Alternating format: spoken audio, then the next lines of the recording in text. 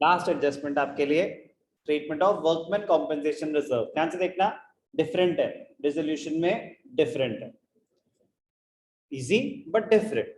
Workman compensation reserve, हमने एक reserve create किया हुआ है कि बाई चांस मेरे एम्प्लॉइज को चोट वोट लग जाए, कुछ भी, किसी को भी काम करते वक्त चोट लग जाए, तो हम उसको कॉम्पनसेट करेंगे। अब ध्यान से देखना क्या क्या केसेस हो सकते हैं कि आपने वर्कमैन कॉम्पनसेशन रिजर्व क्रिएट किया हुआ था, कोई क्लेम नहीं आया, कोई क्लेम नहीं आया। तो अगर कोई क्लेम ही नहीं आया तो क्या वो आपकी लायबिलिटी है या नहीं है? अगर कोई क्लेम नहीं आया then it will be treated as a free reserve. अगर आपका कोई क्लेम नहीं आया, it will be treated as a free reserve, it will be directly credited to partners capital account. तो सर कौन सी नई बात हो गई, यही तो कर रहे थे हम। रुको जरा, ये तो केस 1 हुआ। ध्यान से देखना, केस 1 क्या होगा?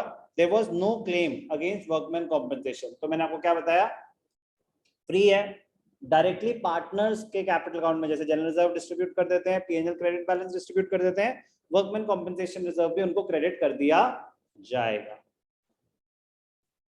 बट अगर क्लेम है, अब सर अगर क्लेम है तो दो सिचुएशन हो सकती हैं कि या तो क्लेम रिजर्व से कम था या रिजर्व जितना था या उससे भी ज्यादा था, ठीक है ना। तो एक एग्जांपल कि रिजर्व था 50,000 का और आपका क्लेम था 40,000 का। ध्यान से देखना, बड़ा इंटरेस्टिंग पॉइंट। आपका रिजर्व कितना है? 50,000। क्लेम कितना है? 40,000। तो मतलब आपकी लाइबिलिटी कितनी है, 50 या 40? 40,000 is the liability. Very very important point. Realisation में जहां बाय सन्ड्री लाइबिलिटीज आती हैं वहां पे ट्रांसफर ही 40 होगा, वहां पे ट्रांसफर ही 40 होगा। बाय सन्ड्री लाइबिलिटीज लिस्ट में वर्कमैन कॉम्पेंसेशन रिजर्व 40 दिखाया जाएगा और नीचे पेमेंट में 40 पे कर दिया जाएगा, रियलाइजेशन टू कैश और बैंक। आपका रिजर्व था 50,000 लेकिन जो क्लेम आया वो रिजर्व से कम आया। मैं कह रहा हूं जितना क्लेम आया वही आपकी लाइबिलिटी है, तो 40,000 ट्रांसफर होगा और 40 पे हो जाएगा। लेकिन सर 10,000 तो बचा है, हमें तो बुक वैल्यू सारी क्लोज करनी होती है, तो 10,000 फ्री है, वो डायरेक्टली पार्टनर्स में डिस्ट्रीब्यूट हो जाएगा। तो जो 50,000 थे उसमें से 40,000 बैलेंस शीट में लाइबिलिटी साइड और 10,000 डायरेक्टली पार्टनर्स में डिस्ट्रीब्यूट हो जाएगा। 40,000 रियलाइजेशन में ट्रांसफर होगा और पे भी होगा, पे भी होगा। क्लियर? लास्ट केस क्या हो सकता है कि क्लेम 60 का हो गया। अब ध्यान से देखना, बड़ा इंटरेस्टिंग पॉइंट। आपका रिजर्व तो 50,000 है और क्लेम आ गया 60,000 का। Transfer of all the liabilities, तो रियलाइजेशन में जब बाय सन्ड्री लाइबिलिटीज आएगा तो वर्कमैन कॉम्पेंसेशन रिजर्व 50,000 ट्रांसफर होगा या 60,000? बट स्टेप 1 स्टेप 2 में तो क्लोजर ऑफ अकाउंट्स हो रहा होता है at book value. Book value जब आपने 40 करा था तो 40 आपने यहाँ पे कर दी थी बुक वैल्यू, 10 का पार्टनर्स में डिस्ट्रीब्यूट कर दी थी। बुक वैल्यू से डिफरेंट कैसे हो सकता है closure? Step 1, close all the asset accounts at book value. Step 2, close all the liability accounts at book value. तो रियलाइजेशन में जो ट्रांसफर होगा क्या बुक वैल्यू से ज्यादा हो सकता है? लेकिन सर कम भी तो नहीं हो सकता था, केस 2 में कम हुआ।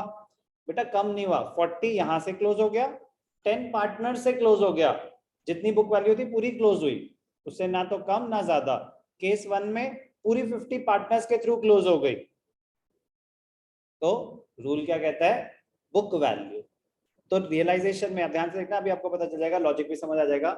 रियलाइजेशन में by sundry liabilities workman compensation reserve 50,000, अब it has been settled at 60,000, तो रियलाइजेशन टू कैश और bank 60,000।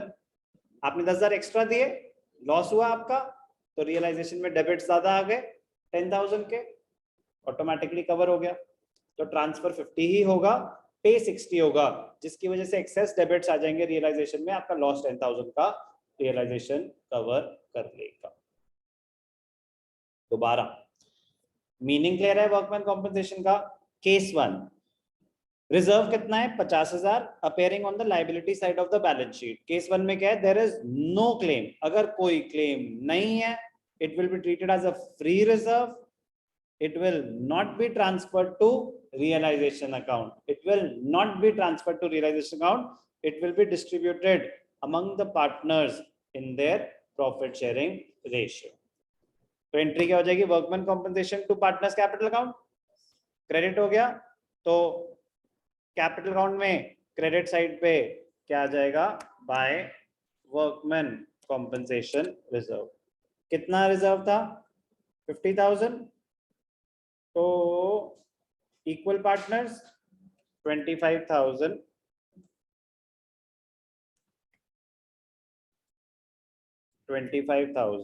each। Easy.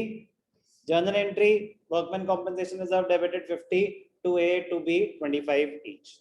Case 1। Case 2, when there is a claim against workman compensation, it will be treated as a liability of the firm। तो liability of the firm third party liability, तो जितना liability है claim के portion को बोल रहे हैं ना, जितना रिजर्व है, रिजर्व तो 50,000 है बट क्लेम तो आपका 40 था, 40 को लाइबिलिटी की तरह ट्रीट किया जाएगा।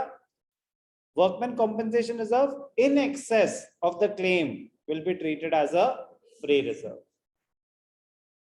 क्लियर?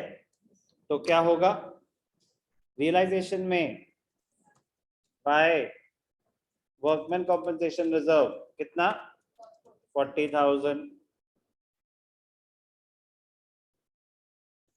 टू कैश और बैंक कितना 40,000। क्लियर?